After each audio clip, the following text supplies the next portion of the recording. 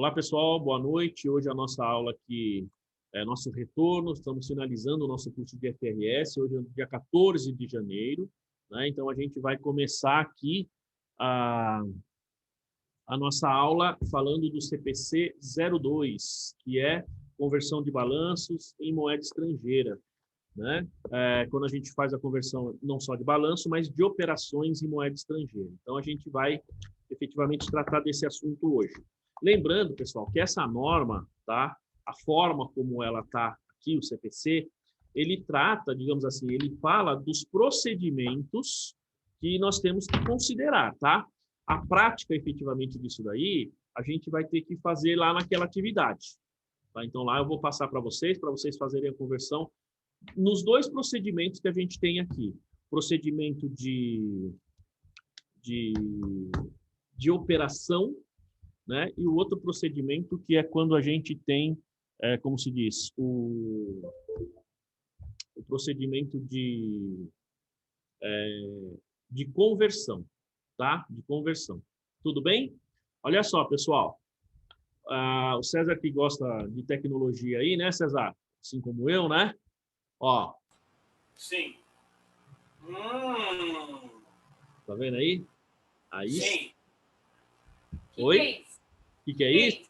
Bom, você vai ver como é que vai escrever aí, você vai ver que legal. Exatamente. Então, vou dar eu tenho uma, que é diferente. Oi? Eu tenho uma mesa também, essa vai ser boa.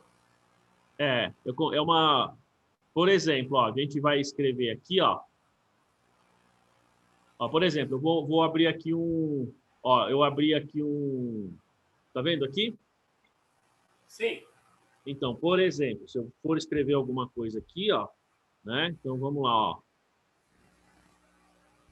Agora sim, hein? Que chique. Fazer razonete, olha só a diferença. Agora sim dá para fazer os razonetes e a pampa. Então, quando você vem aqui, César, olha só, ó. Olha as minhas anotações das outras aulas aqui, ó. Por exemplo, ó, DVA, ó. Opa. Ó, tá vendo? Agora sim. Ó, Com o mouse não dá para escrever. Oi? Com o mouse não dá para escrever. Não dá, tá vendo? Ó, então, isso aqui dá pra gente fazer um negócio bem melhor, né? Nossa, que chique isso. A gente precisa... Como se diz? Gostei desse brinquedinho. Evoluir. É legal, viu, Solange? Quer ver, ó? Vocês vão ver durante a aula aí, tá? Vocês vão ver. Deixa eu anotar aqui o nome do Eduardo. Não é tão caro, tá? Esse aqui eu paguei um pouquinho caro, mas você vai pagar uma média aí de uns R$600. Tem uma outra que é um pouquinho mais barata, você paga aí umas 400, então, 450. É aquele que eu te falei agora há pouco. Estava tudo muito mais barato, mas agora o pessoal sabe, além do dólar estar mais caro, com o home office ficou tudo mais caro. Exatamente, é isso mesmo. Tudo bem, Edu?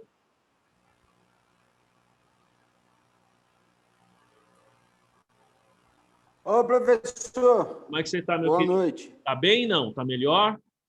Estou tentando entrar aqui pela... Eu não entendi. Bem, graças a Deus. Estou Então tá bem bom. melhor. O pessoal... Graças a Deus estou bem melhor. Já passou o isolamento, tudo. O pessoal tinha soltado uma notícia que falou assim, o Eduardo, né? O Edu mandou uma mensagem para mim no finalzinho aí do ano, né? Falou assim, puxa, eu peguei a Covid de novo. Foi isso, não foi? No dia seguinte, saiu uma notícia na TV. Primeiro caso de reinfecção da Covid no Brasil. Falei, deve ser o Edu. Deve ser, né? Mas foi interessante. Eu fui o segundo. Falado um dia antes. Eu fui o segundo. Aí a Globo me ligou, mas eu falei que só falaria no Big Brother. Ah, é? Tá certo. Vamos lá, então, pessoal.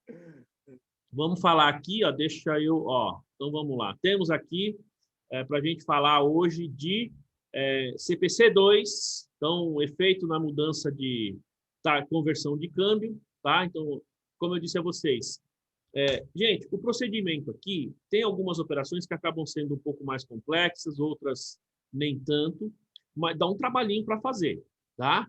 Dá um trabalhinho. Mas, como sempre, a norma, ela dá as diretrizes gerais. É isso que eu quero que a gente entenda aqui, tá bom? Aí vai a primeira pergunta. Quem de vocês... Duas perguntas. A primeira, quem de vocês faz... ou melhor, tem empresas que têm operação lá fora? Por exemplo, tem moeda estrangeira, fez uma compra ou uma venda em outra moeda. Alguém aí tem esse tipo de operação, não? Não? A Daniela tem, Sim. Marta não? A Solange? Solange e o César lá. Tem, César? Eu não, ela. Solange? A sua empresa tem, né, Solange? Porque vocês têm bastante lá fora, não é isso? Talvez a da Lilian tenham também, né? Sim. Uhum. Tem, né, Lilian? Sim. São operações, não é isso? Quando eu digo Isso. operações, pessoal, a gente tem que separar. Quando você tem operação e quando você tem empresas lá fora. Você tem aí uma subsidiária, um investimento lá fora. São coisas diferentes. Quem mais tem operações lá fora? A Daiane, o Isaías, a Luciana Harger, a Patrícia aí. Você tem, Edu? Você tem empresa que tem operação lá fora. Tá bom. Agora... eu troquei de empresa. Estou na indústria agora. Ah, você tinha comentado. Que compra de fora. Tinha saído, né? Compra e vende para fora. Então, entendi. Legal. Agora é o seguinte. Quem de vocês tem, vamos lá, participação numa empresa lá fora? Ou seja, vocês têm que converter balanço de moeda estrangeira para real ou vice-versa. Alguém aí tem? Solange tem. Tem tudo lá. É verdade. Você falou que você tem operações lá fora, inclusive na Inglaterra, É não o é? que mais tem. Oi? É o que mais tem. Aliás, Solange, depois no final eu quero falar com você, né? Tá bom. Alguém mais, pessoal? Ninguém? Eu já trabalhei com empresa que a gente tinha que fazer uma conversão do balanço para poder lançar a equivalência dela. Então. Mas já faz muito tempo. Mas eu até tenho uma planilha aqui disponível comigo. Legal. Depois, se você quiser colocar no grupo, se puder, né? Se quiser e puder, seria legal. Então, a gente tem, pessoal, normalmente dois tipos de coisa. Essa norma ela vai tratar assim. Quando eu tenho uma operação lá fora, ou seja, eu comprei ou eu vendi lá fora, tá? E a operação foi feita lá. Não é operação aqui importando ou exportando. Eu estou falando de uma operação feita lá fora, tá? Como é o caso que eu sei da Solange, ou como a Daiane está falando, eu tenho lá um investimento numa empresa lá fora, tá? E essa empresa, efetivamente, eu tenho que trazer o resultado para cá. Dependendo do caso, você faz sua equivalência, dependendo do caso, você vai ter que fazer a consolidação, certo? E aí você tem procedimentos específicos aí para que a gente possa, então, fazer esse, como eu diria, esse controle e essa conversão. Então, são procedimentos diferentes, tá? Então, vamos entender aqui, a quantidade de slides aqui, pessoal, não é tão grande, tá? Mas acho que a gente consegue finalizar hoje. Então, vamos lá. Primeiro, objetivo. Primeiro, pessoal, ele fala aqui, então uma entidade pode manter, manter atividades em moeda estrangeira. Aqui, Solange, aí sim, hein? De duas formas, tá? Ou seja, ela pode ter transações, gente, é importante que ele fala, transações em moeda estrangeira ou pode ter operações. Então, nós temos duas coisas, tá? E aí ela pode apresentar suas demonstrações em uma moeda estrangeira.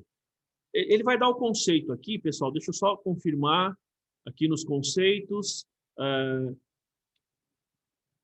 Não, ele não fala. Então, vamos lá. Quando ele fala aqui, o que é uma transação e o que é uma operação?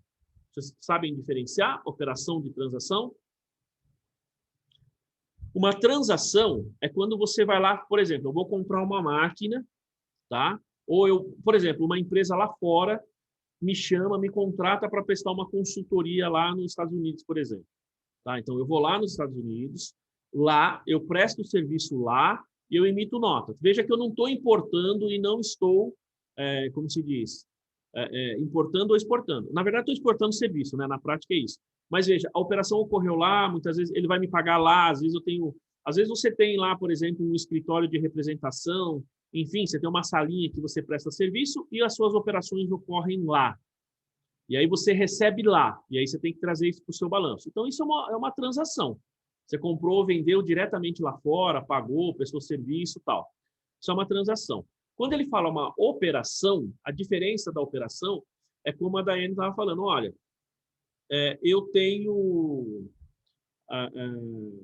como eu posso dizer, eu tenho lá fora a participação numa outra empresa. Então, minha empresa está aqui, eu tenho operação lá fora, ou seja, eu tenho lá um escritório, né? Aí eu tenho lá uma estrutura empresarial lá fora. Como é o caso da Solange, por exemplo.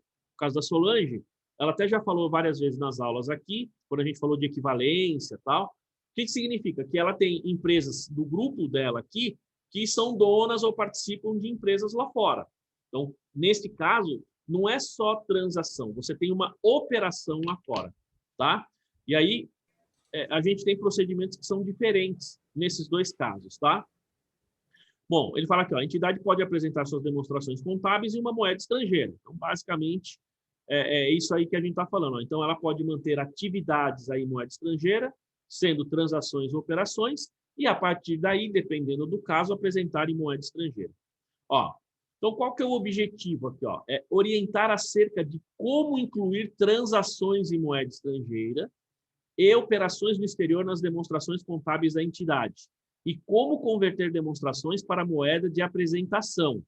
Tá, pessoal? Então, de novo, veja aqui, ó, nessa primeira parte aqui, ó, ele está falando aqui, ó, primeiro, como incluir transações. E aqui, como você pegar as operações, tá?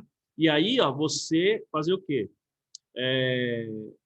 Incluir, né, e converter essas demonstrações contábeis para a chamada moeda de apresentação, tá? Então, gente, vejam que nós estamos falando de duas coisas.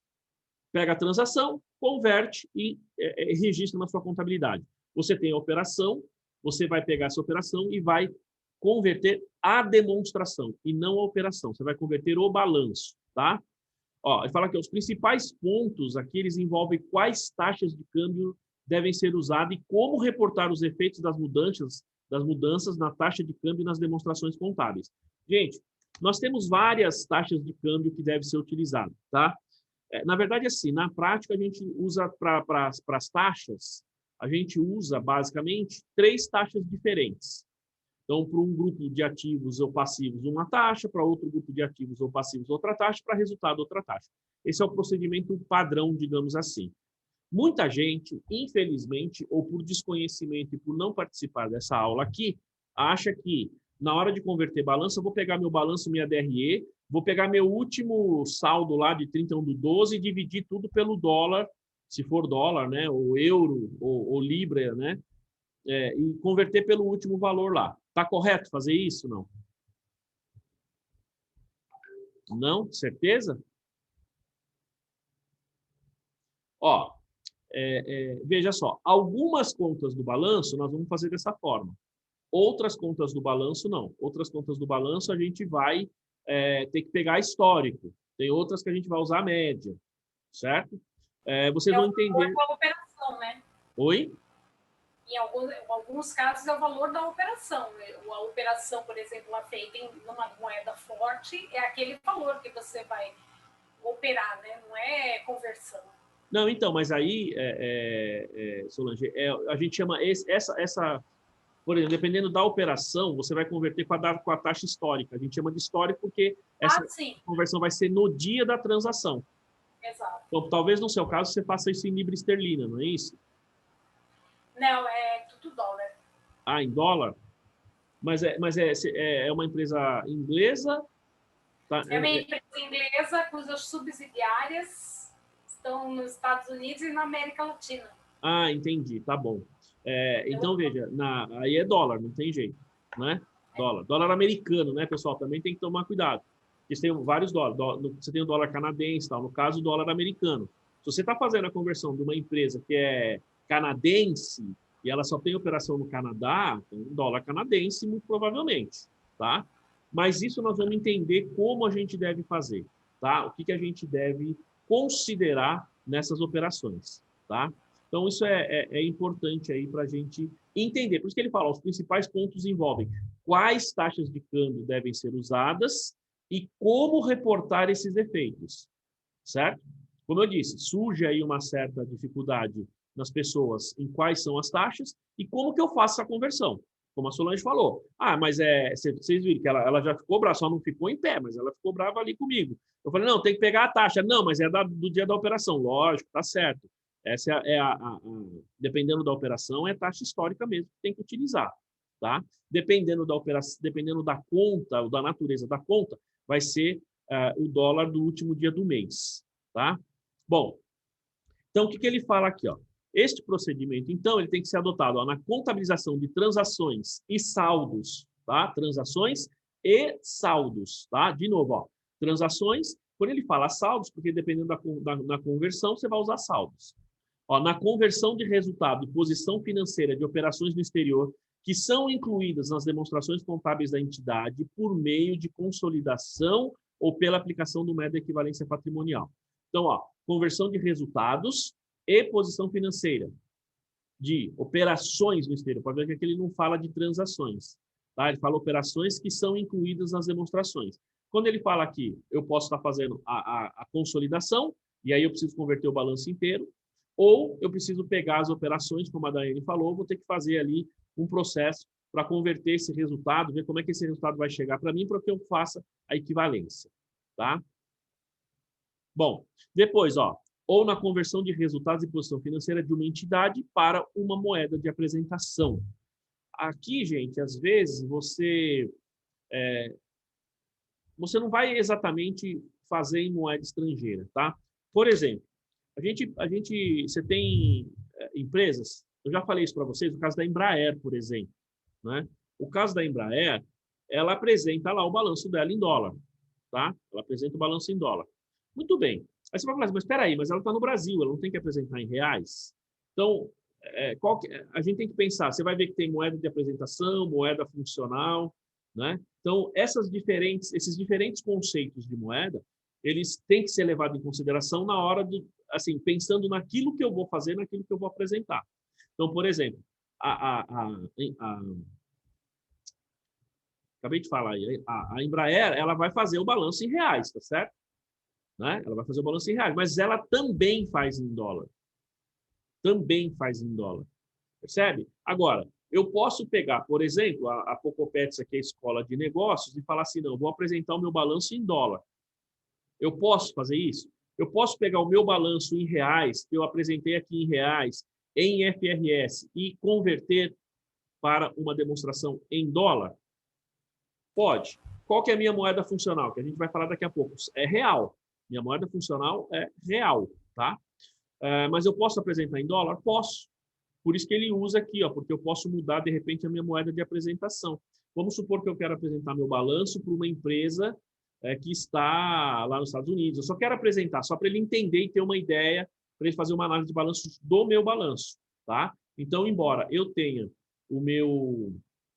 a minha operação em reais, a minha moeda funcional é reais, mas eu posso mudar a minha moeda de apresentação. A gente vai ver esse conceito aí.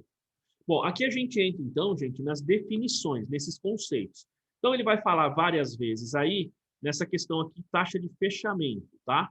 Então, a taxa de fechamento é a taxa de câmbio à vista, tá? Vigente no término do período de reporte. Ó, pode ver que ele fala término. Então, para alguns casos, nós estamos falando aqui, você viu que agora sai certinho ali, né, Solange, o traço, né? Tá mais ou menos, né, Cesar? Fala aí. Tá mais ou menos ali, né? Bom, estou aprendendo ainda, porque é difícil escrever esse negócio aqui, viu? Mas olha só, a gente tem essa taxa de câmbio de fechamento, é aquela do dia da operação. Então, por exemplo, quando você tem lá, você vai pegar e fazer uma conversão do balanço lá em dólar para reais, tá? Então, quando você vai fazer essa conversão, o que tem na conta caixa, por exemplo, ela é o saldo final da operação, é aquilo que você tem em dinheiro. Então, veja que ali, como é que eu vou converter essa conta caixa? Eu vou simplesmente pegar o saldo que eu tenho de caixa em dólares e pegar a cotação, a taxa de fechamento, 31 de dezembro, né, que é a taxa que é liberada pelo Banco Central, que é a mesma que a Receita usa, é a mesma taxa, né? Claro que tem uma parte que a gente usa a taxa de câmbio de compra, outra de venda, tem esse detalhe também, mais para frente a gente fala sobre isso, né? Mas eu vou pegar ali esse caixa e converter pela minha taxa do último dia do ano. Tá claro isso aí? Isso é uma taxa que ele fala aqui, ó, taxa de fechamento. Bom, variação cambial, vocês sabem, né, pessoal? Ó, é a diferença resultante da conversão de um número específico de unidades em uma moeda para outra moeda. Há diferentes taxas cambiais. Isso aqui vocês sabem porque vocês estão bastante acostumados a fazer como eu diria, esse registro, né? Esse registro, né? O pessoal vai o registro contábil. Vocês estão bastante acostumados a fazer o registro, né? Ou seja, então, isso aí é a variação cambial, é a diferença de uma moeda para outra, que gera no seu balanço, na sua contabilidade. Fala aqui, ó, taxa de câmbio. Então, a taxa de câmbio, pessoal, é interessante que a gente acaba não pensando no que significa isso aqui, né? Esse conceito aqui, a taxa de câmbio aqui, ó, né? Na verdade, ele é o quê? Ela é a relação de troca entre duas moedas, tá? Então, quando você fala de taxa, eu estou falando assim, ó, bom, uma custa 2, a outra custa 3. Qual que é a taxa, né? Então, essa diferença, basicamente, é a taxa de câmbio, ou seja, é a taxa de troca entre uma e outra. Uma coisa interessante que por incrível que pareça, muita gente não sabe, é que quando a gente pensa, a gente fala assim, o dólar subiu, o dólar baixou, não é? Não é assim que a gente fala, não? Está correto falar isso aí, não? Eu nem sei quanto fechou o dólar aí hoje, né? Quando fala é a taxa, né? Vamos falar assim, ó, hoje o dólar está 5,40, ontem estava 5,40, hoje está 5,70. Estou chutando, tá? A gente fala assim, o dólar subiu, não é o que a gente fala? Mas está correto falar isso? Não. Por que não, Edu? Porque é a variação que a taxa teve, né? Não o dólar continua o mesmo. Não, não é bem por isso. Não? Não. Olha só. Em relação ao real, não é? Na verdade, é assim, ó, deixa eu fazer uma outra pergunta a vocês. Como é que a gente sabe que 1 quilo é 1 quilo? Como é que se chegou nessa medida a primeira vez? Foi feita uma determinação, foi padronizado que... O Daniele falou ali que é pela balança, né?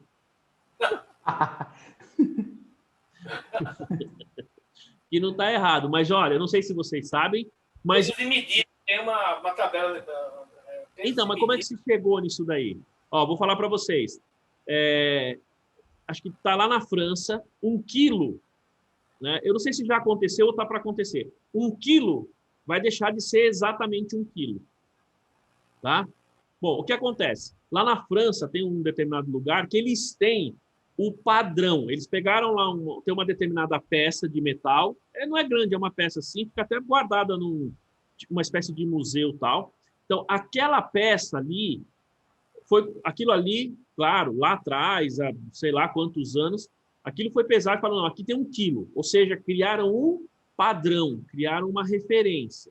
Então, qualquer coisa que você fizer com relação com aquela peça, que é a referência de 1 quilo, aí você consegue saber se aquilo é mais pesado ou menos pesado, quantos quilos ou qual a diferença você teria a partir daquela peça. Basicamente é isso. Mesma coisa a hora, né, pessoal? As pessoas falam assim, puxa, como é que a gente tem os relógios acertados se quando inventaram o relógio não tinha relógio antes? Já pensaram nisso, não? Quem que acertou, César, o primeiro relógio? O Big Bang. É. Não.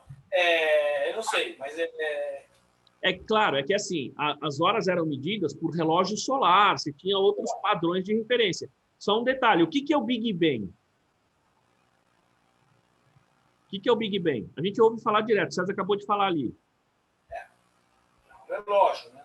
O relógio, não. Big Bang é o sino do relógio que está lá na torre do Parlamento de Londres. Então, o Big Ben é o sino, não exatamente o relógio. Mas assim, mas aquele relógio ele é bastante preciso. E como que a gente sabe que ele é preciso? Porque ele tem padrões de referência. Então, quando a gente fala aqui de taxa de câmbio, quando a gente fala assim, o dólar subiu ou o dólar desceu, é errado falar isso. Porque a referência internacional é $1. Então, quanto vale $1? Pergunto para vocês, quanto vale $1? $1. Certo? Agora, com quantos reais eu preciso para comprar $1? Aí eu preciso R$5. Então, veja. Aí fala assim, o dólar subiu. Não é que o dólar subiu. É que quando o dólar passa a valer mais, não é que o dólar passa a valer mais. É que o real passa a valer menos. Você entende? Ó, você tem sempre essa referência. Então, quando você tem 1 para 1, veja só. Então, esse aqui é o real. O real caiu, tá? Aí você fala, o dólar subiu. Não, o dólar continua sendo $1. Tá? Quando o real subiu, está maior do que o dólar, você fala, o dólar caiu. Não, não é o dólar. É o real que valorizou.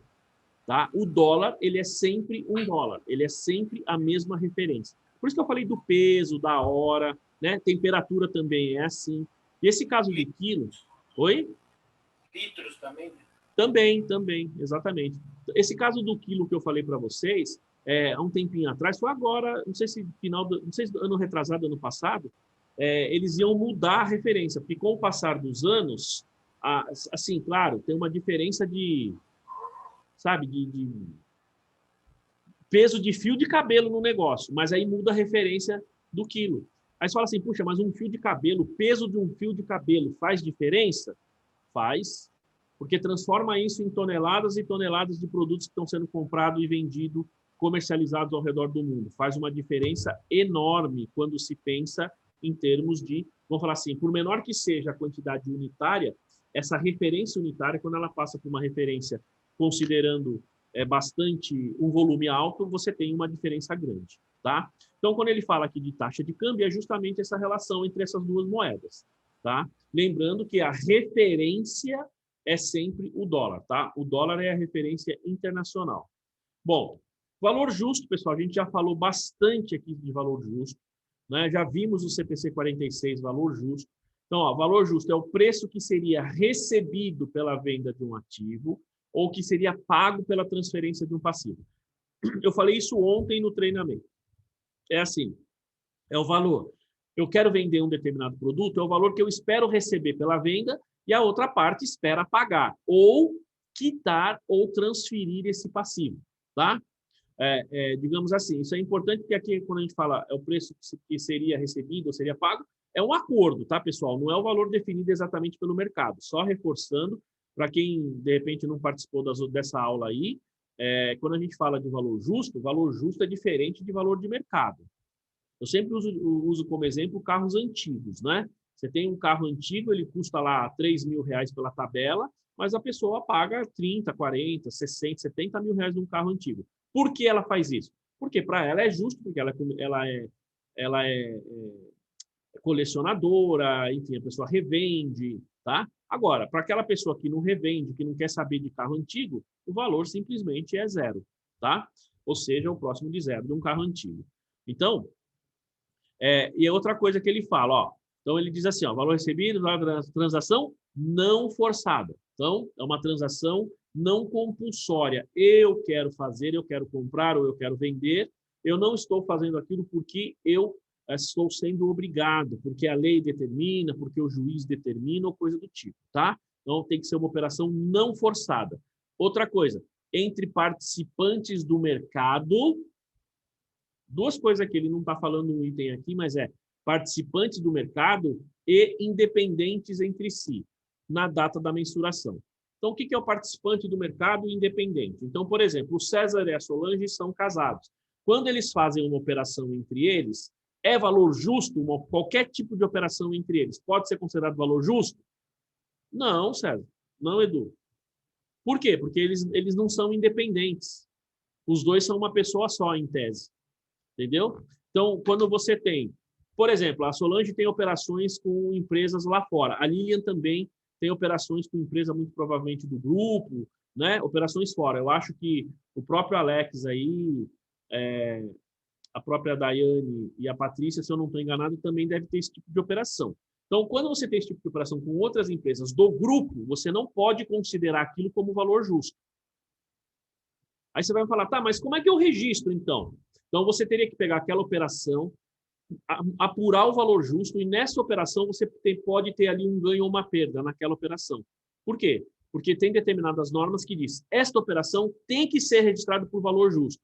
E o valor que você está fazendo não é o valor justo. Então, tem uma diferença entre o valor que você fez a operação e o valor justo. Isso gera um ganho ou uma perda. Tá? Outra coisa, tem que ser conhecedor do mercado. O que significa isso? Quando a gente fala, por exemplo, agora, se vocês quiserem me perguntar qualquer coisa sobre como diz meu filho, o is, eu vou saber responder para vocês. Ou seja, quer saber sobre o Hot Wheels? Me fala que eu falo aí Hot Wheels City, falo do dragão, falo da cobra, falo do posto de gasolina, do tubarão, falo dos carrinhos, falo de tudo. Tá certo? Então, hoje eu sou um conhecedor de Hot Wheels, por conta do meu filho. Então, se eu for comprar aí uma peça ou outra, ou qualquer brinquedo para ele, eu vou saber, eu sei uma referência de preço, eu tenho olhado constantemente os preços. Veja, eu sou conhecedor do mercado. Agora, você pega o Edu. O Edu não tem filho, não é casado, não gosta de carrinho, não quer nem saber. Eu só vou te vender aí um Hot Wheels. Né? E aí, qual o valor? Não dá valor nenhum. Ou seja, ele não pode apurar o valor justo porque ele não é conhecedor do negócio. Tá certo? Então, outra coisa que a gente tem aí, o Wheels é fogo, né? Agora meu filho está falando Hot Wheels o tempo todo. Você quer deixar ele tranquilo? A gente liga a TV com a internet em casa e liga num canal de um rapaz lá que ele fica montando o Hot Wheels City com o filhinho dele. Meu, o moleque fica horas. Fala, Cezanne. Isso há alguns anos atrás, eu era conhecedor de Barbie.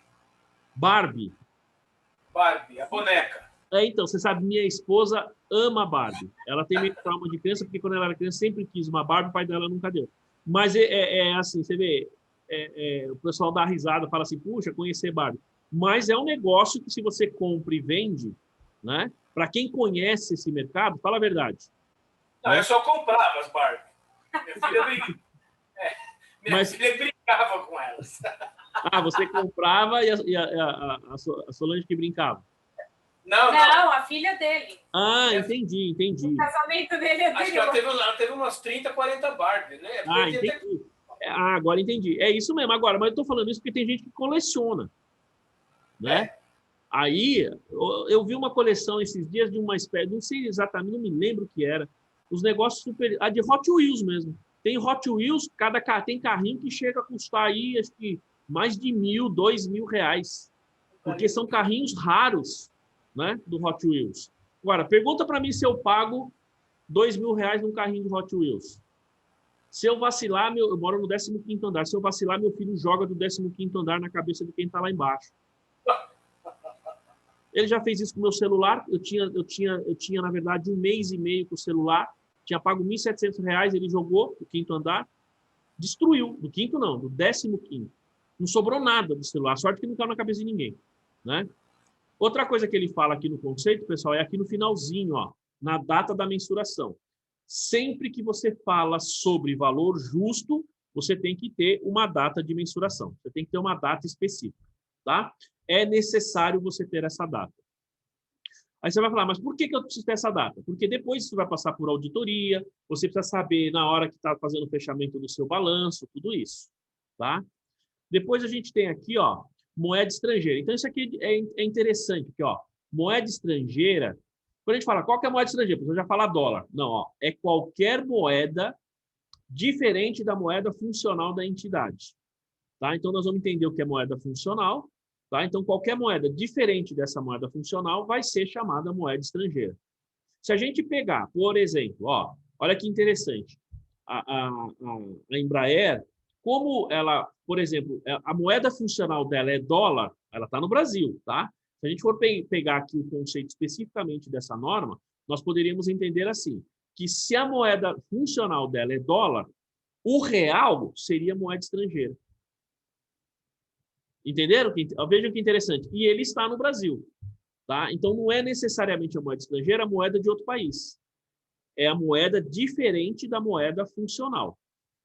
Aí você fala, mas não seria que é moeda funcional? Vamos entender. Outra coisa, ó, ele fala entidade no exterior. Então, por que ele fala entidade no exterior aqui? Ó? Porque ele diz aqui, ó, contabilização, operações no exterior. Ó, tá vendo? Ó, nas demonstrações contábeis de entidade. Então, entidade no exterior. É uma entidade que pode ser controlada, coligada, empreendimento controlado em conjunto, ou seja, uma joint venture, ou filial, sucursal ou agência de uma entidade que reporta a informação. Então, vamos até aqui. Tem uma empresa aqui no Brasil e eu abri um escritório para atender empresas americanas que querem vir para o Brasil, tá? Gente, isso até que tem vários lá nos Estados Unidos, tá? Em Miami, vamos falar assim, na Flórida, tem vários contadores brasileiros que têm escritório lá para atender empresas que querem vir para cá. Inclusive, agora nem tanto, né, pessoal? Ainda mais agora com a entrada do Biden, né? Mas por conta desse problema, digamos, essa diferença política, ideológica que a gente tem aqui no Brasil e Estados Unidos, e em alguns casos Europa também, quer dizer, alguns não, a maioria dos casos na Europa, então isso diminui um pouco. Mas era muito comum você ter contadores com escritório, até já cheguei a ver isso. Abrir um escritório de contabilidade lá nos Estados Unidos para dar suporte para as pessoas que vêm aqui. Então aí, pessoal, hashtag fica a dica, tá? A Daniele que já falou sobre isso, a própria Marta, a Solange também, é um nicho de mercado. Porque se você entende de FRS, como nós estamos falando aqui, tá? Então você pega esse cara que vem lá de fora. Por exemplo, a Solange, olha só, pessoal, que pode surgir aqui uma joint venture aqui, hein? Pode surgir uma parceria. Um entende bem de contabilidade, outro entende bem de tributos, outro entende bem de abrir e fechar a empresa. Vamos pegar aí faz um folder bonitinho, tal, bem legal, e manda para algumas entidades que atuam, né, que intermediam empresas estrangeiras que querem vir para o Brasil. Gente, empresas grandes... Tem que ter o CPA? Não, para isso não, Solange. Assim, vamos imaginar. Eu já vi casos, por exemplo, eu acho que na Câmara Italiana de Comércio, uma coisa assim. Tem muitas empresas que são pequenas e médias, eles não conseguem, por exemplo, pegar... eu sou uma multinacional, uma empresa grande lá na Itália, tá? Então, o que eu vou fazer? Eu pego aqui uma Big Four da vida, contrato uma consultoria desse tipo de empresa, tá? Os caras vêm aqui e fazem tudo para mim. Mas e aquele cara que produz sapato lá na casa dele que ele quer vender aqui? Esse cara não sabe. Empresa pequena, empresa média, ele não sabe. E aí ele precisa dessa assessoria. E aí você não precisa especificamente de nenhum porque lá você fora. não quer atuar lá fora, né? Não. É só se você for atuar lá fora que precisa do CPA. Depende. Tem países que não. Nos Estados Unidos, não é que você precisa, ajuda. Né? Nos Estados Unidos, dependendo... Eu achei que era obrigatório, que o CPA é o CRC, né, dos Estados Unidos. Não, Solange, não. Não é a mesma coisa? Não é a mesma coisa. Eu acho que era. Não é a mesma coisa. Vocês sabem como que você atua como contador em outros países, pessoal? Lá nos Estados Unidos? Vamos falar nos Estados Unidos. Alguém sabe aí, não? Todo mundo aí? A Daniele, né? A Daiane. Não sei. O Alex, Patrícia. O Isaías aí hoje está meio quietão aí. Bom, pessoal, nos Estados Unidos, Solange, é um pouquinho diferente. Quer dizer, um pouquinho não, muito diferente. Porque lá depende do estado. Então, por exemplo, tem estado que aceita, por exemplo, a sua experiência. Você, com experiência, você pode assinar balanço. Tem estado que exige que você tenha uma graduação, né? O que eles chamam, que não é o pós, tá, pessoal? Você tem lá uma graduação, que se eu não estou enganado, não é o college, tem um outro nome lá. Você faz esse curso, você já pode. Tem outros que, além do curso da formação, você tem que ter experiência. Tem outros que você, além de tudo isso, você precisa ter o CPA lá. Entendeu? O que é o CPA, pessoal? O CPA é um título, você pode tirar o CPA aqui no Brasil, que é o CPA, né? É o CPA. Você pode tirar aqui no Brasil, inclusive. Você tem uma prova, não sei se está sendo aplicado pela USP ainda. Evidentemente, se você, por exemplo, quer prestar serviço para multinacionais e você tem esse título, em média, nos Estados Unidos, para vocês terem uma ideia, ele aumenta o salário em média 20%, 25% das pessoas, só por você ter o título. Então, mas não é obrigatório para exercer, entendeu, Solange? Eu achava que era. Não, tem estado que você precisa ter mestrado para poder atuar como contador. Agora, também tem um detalhe, tá? Tem determinados casos lá que você não precisa ter título nenhum, nada, não precisa nem ser contador para assinar balanço nos Estados Unidos. Eu vi um professor aqui falando, tem casos que você não precisa, porque vai depender da empresa, depende do porte e tal. Então, tem casos que você não precisa ser contador, você é administrador e tal, o balanço é assim. Santana do Parnaíba. Não, mas assim, você pega Santana do Parnaíba, você tem uma redução de imposto, de ISS, basicamente, né? Você tem uma redução fiscal. Lá assim, dependendo do tipo da empresa, você que é um administrador, um economista, você pode assinar. Não precisa ser necessariamente contador, é diferente. Né? Eu vi um webinar do professor aqui da USP de Ribeirão Preto, e ele dá aula lá numa faculdade lá. Né? E ele, nessa webinar, ele falou como é que é o processo. Bom, seguindo. Tá? Então, essa entidade pode ser controlada, coligada, filial, sucursal, tal.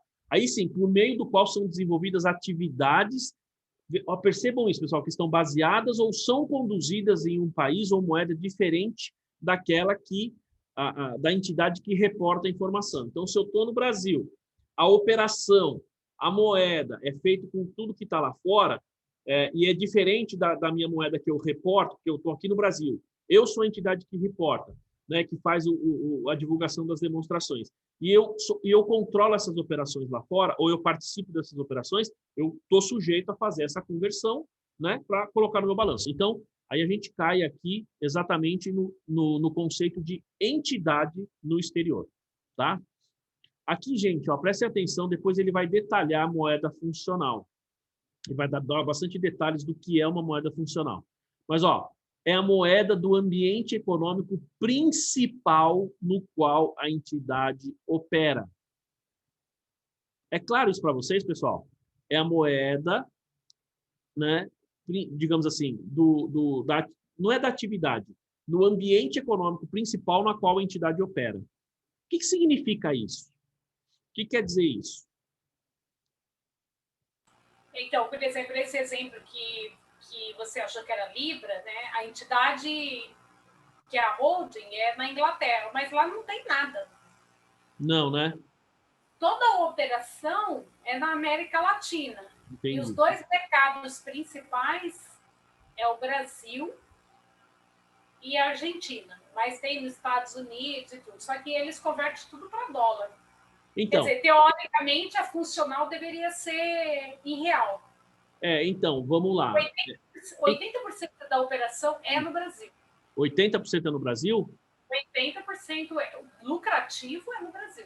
Não, mas assim, mesmo que não seja lucrativo, mas da empresa como um todo, 80% é no Brasil. Da controladora, vamos falar assim. E a operação. Sim, a operação. Econômica, a atividade, a empresa existe porque 80% da operação... O negócio dela está aqui. Agora, deixa eu te perguntar, quando vocês... prestem atenção, pessoal, na pergunta que eu vou fazer para a Solange.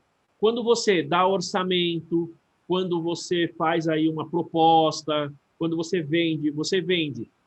Tudo bem que você vai ter que fazer em reais porque você está no Brasil, tá certo? Mas a base dessa precificação dos custos é real ou é dólar? Está em reais ou está em dólar? Então, isso aí eu não sei te responder, porque eu não chego nesse nível de informação. Então, sabe por quê? Eu acho que os maiores clientes dessa operação é aqui no Brasil, é aqui em São Paulo, que é a Claro. Então, por exemplo, vamos supor, você vai atender a Claro. Toda a sua matéria-prima você compra aqui, você vai pagar os funcionários aqui, os seus fornecedores, clientes, é tudo no Brasil, tudo em reais. Então, a moeda funcional deveria ser o reais. Por quê?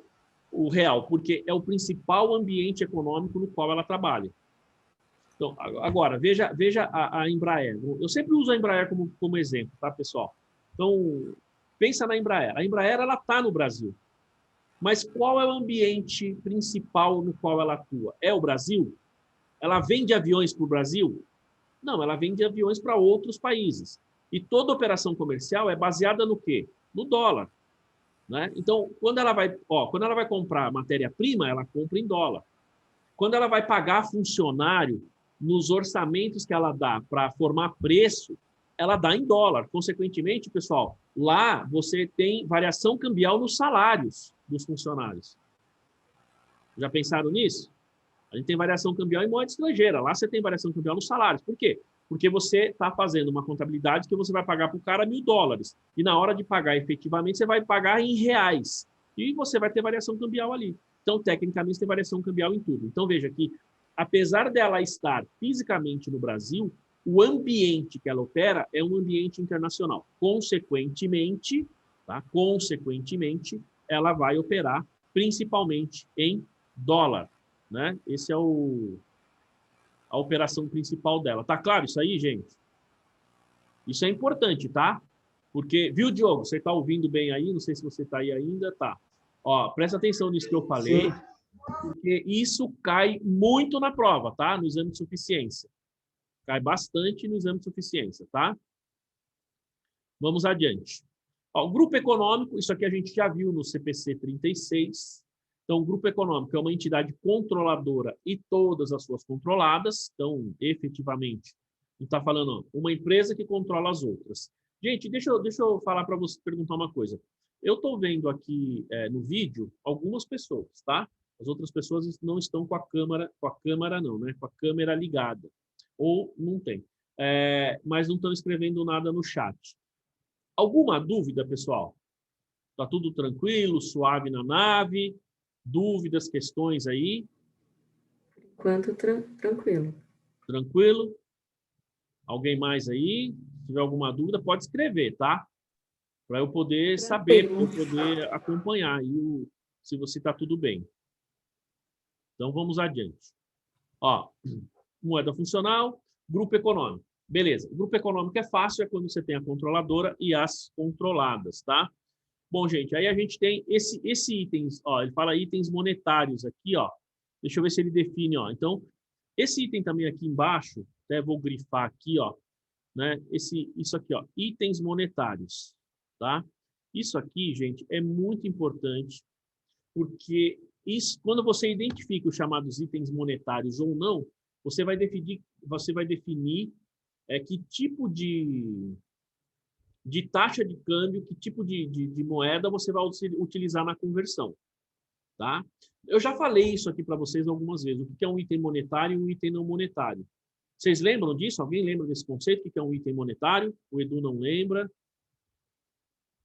Não? Marta também não. Bom, eu não sei. Quem falou que não sabe? O Alex falou que não sabe? Eu não sei. Tá, vamos lá. Ó. Vamos ver o conceito e vamos entender. Ó. São unidades de moeda mantidas em caixa e ativos e passivos a serem recebidos ou pagos em um número fixo de determinada unidade de moedas. Agora vocês têm que saber. De novo, unidade de moeda mantida em caixa e ativos e passivos a serem recebidos ou pagos em um número fixo ou determinado de moeda. E aí, facilitou? Facilitou, Alex? Claro que não. Não mudou nada, né? Mas a Marta está rindo ali porque a Marta entendeu, né? Alguém aí? Bom, gente, o seguinte. Vamos lá. O que é um item financeiro? Basicamente, um item, a gente chama ou item monetário ou item financeiro. Ele está dando o conceito aqui de item monetário, né? Monetário que ele está falando, né? Vou colocar de novo aqui o item, ó. Ele está falando de item monetário. Mas muitas vezes a gente fala itens financeiros ou não financeiros, ou monetários e não monetários. Ó. Então, ó, são unidades de moedas mantidas em caixa, e aqui nós estamos falando, gente, o que você tem no caixa. O conceito do CPC3 de caixa é a sua moeda lá na sua gaveta e o que você tem em banco. Basicamente, isso é caixa. Aquilo que você tem disponível em conta corrente.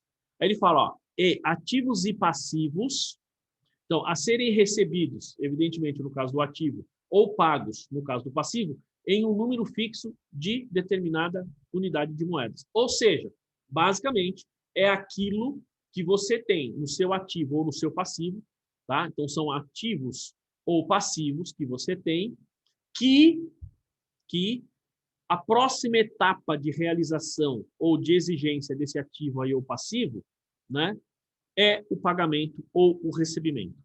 É a transformação ou a exigência dele em dinheiro. Não sei se ficou claro. Por exemplo, duplicatas a receber. O que eu preciso fazer por uma duplicatas a receber se transformar em dinheiro? O que precisa ser feito?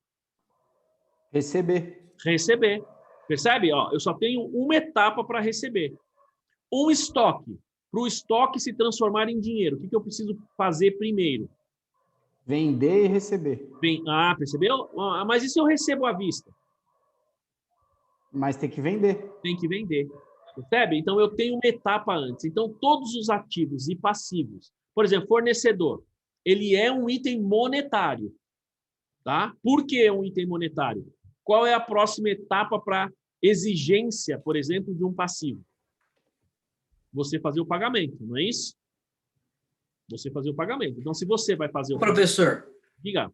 ele podia ter facilitado ali e colocado contas a receber e contas a pagar, né? Exato. Mas eles nunca colocam, viu, Alex? Sabe por quê? Porque... Porque essa dificuldade... Pode falar. Não, pode seguir. Não, então, é isso que faz a diferença. E vou falar para você, a gente demora para entender isso, tá? A gente demora para entender, porque você precisa estudar, você precisa ler, você precisa discutir, você precisa aplicar isso no dia a dia. Não é uma coisa tão simples, né? Muitas vezes como a gente pensa. Fala, Edu. Professor, então, por exemplo, um ativo imobilizado, ele pode ser um item monetário. Ele não está lá para vender, mas ele pode ser vendido na próxima etapa, né? Não, então, mas vamos lá. Você tem o imobilizado, ele é um item não monetário. Tá? Tá bom. Para você transformar esse item monetário em dinheiro, o que você tem que fazer? Tem que vender, aí sim ele vai virar um item monetário. Entendi. Entendeu? Você tem uma etapa antes, Entendi. você não consegue simplesmente transformar em dinheiro. É isso aí. Tá? Entendi. Agora, então esses itens, por exemplo, impostos a pagar. Você tem lá impostos a pagar no seu passivo. Para você quitar aquele impostos a pagar, o que você precisa fazer? Fazer o pagamento. Pagar, percebe? Ele exige imediatamente uma determinada quantidade de moeda, que é o valor que você vai pagar. Entenderam o que é um item monetário? O oposto, pessoal, é item não monetário. Então, por exemplo, e basicamente, se a gente pegar esses itens monetários e não monetários, eles estão muito relacionados com o que são, vamos falar assim, o que são instrumentos financeiros. Porque instrumentos financeiros, via de regra, são itens monetários. São itens que basicamente se transformam em dinheiro, aplicação financeira. Uma aplicação financeira é um item monetário ou não? O que vocês acham? Uma aplicação financeira. Aí depende da aplicação, né? Mas basicamente é monetário, né? Oi? Mas tem aplicação que vão ter 40 dias para receber, para ela entrar na tua conta. Não, tudo bem. Tá? Mas independente do tempo, a próxima etapa é o recebimento. Então, depende, Edu, depende. Vamos lá. Eu acho que essa colocação do Alex é importante. A Solange tinha falado lá que é o quê, Solange? A aplicação financeira, para mim, é monetário, porque está disponível, é equivalente de caixa, não é? Nem sempre. Então, vamos lá, vamos fazer essas diferenças. Porque assim, vamos supor, você pega aquela aplicação financeira que você consegue resgatar 1, 2, 3 dias, eu entendo também, aí não tenho dúvida que é item monetário. Nesses casos que o Alex falou, por exemplo, você tem uma aplicação financeira que você tem uma carência para resgatar 40 dias, sei lá, 50, 60 dias, 30 dias que seja, veja, ele tem a característica de item monetário. Eu entendo que é um item monetário, mas acho que a gente deve fazer alguma consideração com esse item. Por que eu estou dizendo? Porque o próximo passo é receber, certo? Mas a gente tem que considerar que você tem um prazo muito grande, digamos assim, entre o resgate e como se diz, e a transformação dele em dinheiro. Vamos imaginar que você faça isso 15 de dezembro, você só vai resgatar isso em, sei lá, 30 de janeiro, por exemplo. Percebe? Então, aí você tem que ter um olhar um pouquinho diferente. Tá? Isso não está escrito na norma, tá? Viu, Alex? Todo mundo aí. Esse é um entendimento que eu estou tendo aqui agora, a partir do que vocês estão falando. Então, uma visão financeira. Oi? É uma visão mais financeira. Exato. Mas, assim, contabilmente, ele é um ativo monetário. Mas, talvez, contabilmente, a gente deva fazer alguma consideração aí.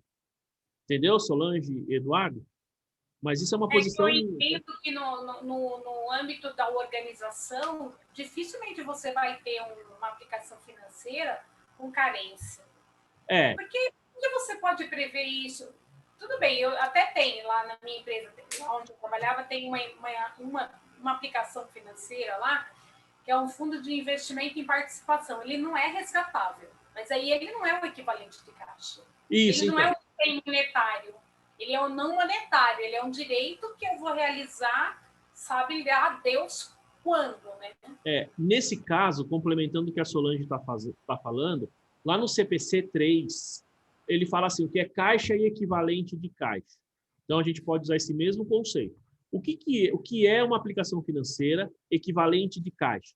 É aquela aplicação financeira que, independentemente do vencimento, você vai utilizá-la, você vai resgatá-la com, no máximo, 90 dias. Ela pode vencer daqui 5 anos, mas você vai usar aquele dinheiro daqui 90 dias. Então, você não tem essa restrição. Outra, você consegue sacar a qualquer momento. Você sabe o valor do resgate. E o risco de perda nessa operação é mínimo. Então, isso é um equivalente de caixa. Então, Alex, por exemplo, você pega uma aplicação financeira que você tem essa carência, tá? E como a Solange falou, normalmente quando você faz uma aplicação, aí pensando até em termos de gestão, você vai fazer uma aplicação financeira para você ter um item que você vai resgatar em, sei lá, 6 meses. Uma vez me ofereceram aí uma aplicação financeira que o dinheiro ficava bloqueado 6 meses, eu não podia resgatar antes disso, tá? Num caso desse, ele não é necessariamente um equivalente de caixa. Certo? É lógico que aí, pessoal, a gente precisa pensar o seguinte, conceitualmente ele não é equivalente de caixa. Mas a pergunta é, ele deixa de ser um item monetário? Vamos lá.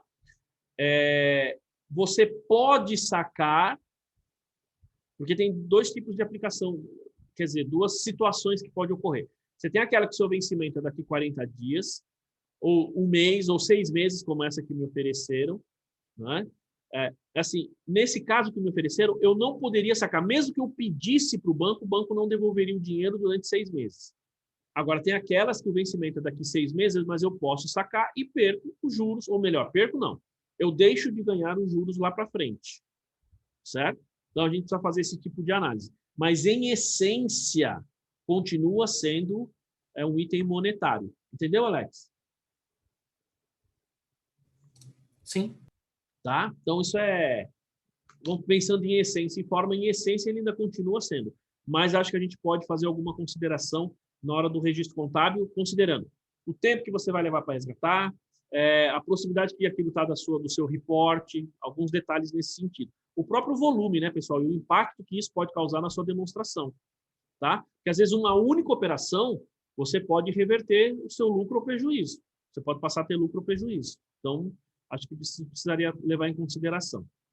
Tá? Então, esses são monetários. Então, só concluindo. Então, você pega imobilizado, estoque, adiantamentos. Adiantamento depende do caso, tá? Adiantamento depende do caso.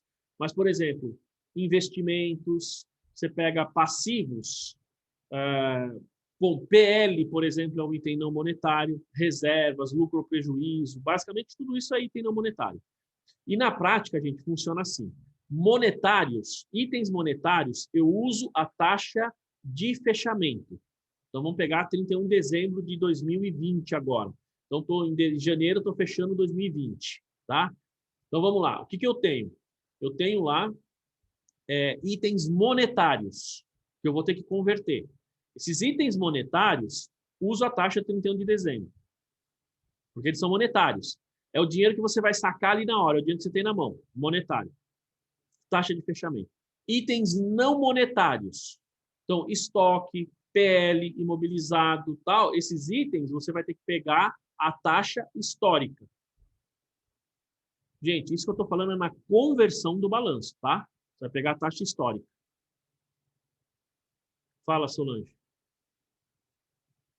Agora, a Solange tinha falado lá no início, não, mas dependendo da operação, você tem que pegar a data da operação, não é isso? Bom, o que nós vamos ver aqui é que funciona assim. Quando você tem uma operação, não o balanço, desculpa, uma transação, vamos chamar de transação, que é o que diz a norma. Quando você tem uma transação, você vai, e não um balanço todo para você fechar, você tem uma transação lá fora, eu vou converter essa transação pela data da operação, pela data da transação, que é histórico. Tá? Quando eu vou converter um balanço fechado, eu vou separar. Isso aqui são itens monetários, taxa de fechamento. Isso aqui são itens não monetários, taxa histórica.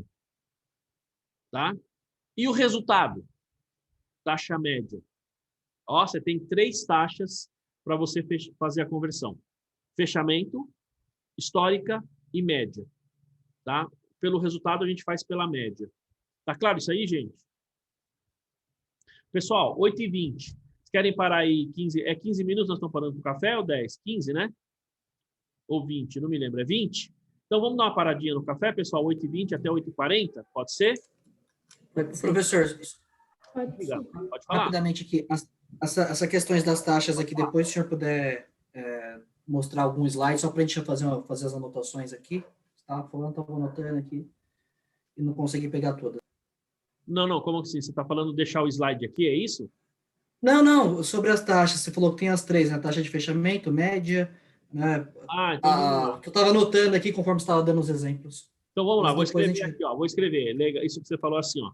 Então, basicamente, nós temos assim, ó. Então, eu tenho, ó, itens. Espera aí.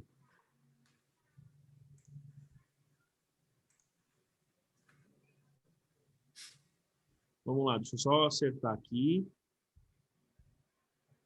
Beleza, ó. Então, imagina assim, eu tenho lá, ó, itens monetários. Então, nesse caso, você vai usar taxa, ou desculpa, taxa não, né? É taxa mesmo, certo? Desculpa. Taxa de fechamento. Tá? Se você pegar aqui, ó, itens não monetários, tá? Itens não monetários, você vai usar a taxa histórica. Você tem isso lá na empresa, Alex? Olá, eu nunca vi não, viu? Se alguém faz, não sou eu. E o resultado, você usa a taxa média. Tá? Opa.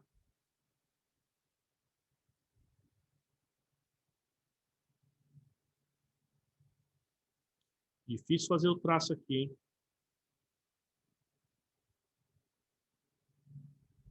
Tá? Itens monetários, você usa a taxa média. E a média aqui funciona assim. Eu vou fechar um pouquinho, daqui a pouco eu volto para vocês copiarem, tá? A taxa média, inclusive, é assim.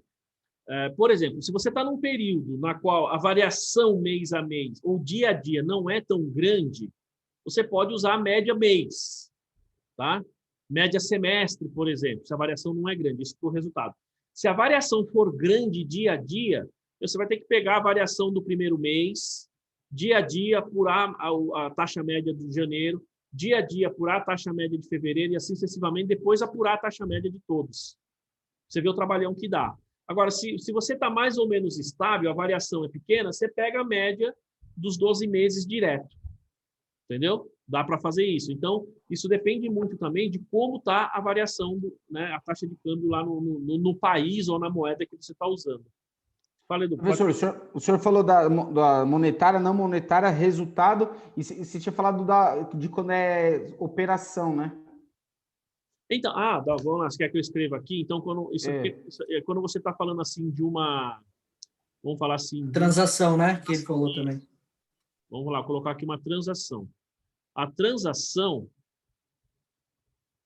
Primeiro, está clara a diferença, pessoal, entre transação e uma operação? A transação é taxa histórica também. Taxa histórica que o senhor fala é a taxa do dia, né? A taxa do dia da operação, exatamente. A taxa do dia da operação. Isso é a taxa histórica. Tá? É isso que tem que ser feito. Tudo bem, gente? Beleza? Então tá, pessoal. Eu vou fazer o seguinte aqui, ó. Ao invés de fechar o link, eu vou fechar a câmera, o áudio, e vou parar de gravar. Depois recomeça, fica um vídeo só. Ou seja, para quem está assistindo lá, é melhor 2 vídeos, pessoal, vocês preferem? Alguém assistiu aí? Tem alguma impressão? Normalmente eu acho que 2 vídeos é melhor porque os vídeos são mais curtinhos, né? Então tá, então eu vou parar de gravar aqui, vai. Vou parar de gravar e a gente entra no mesmo link, tá bom? Ia falar, César?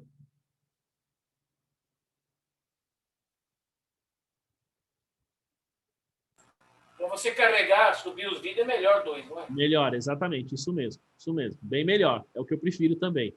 Então vamos lá, pessoal.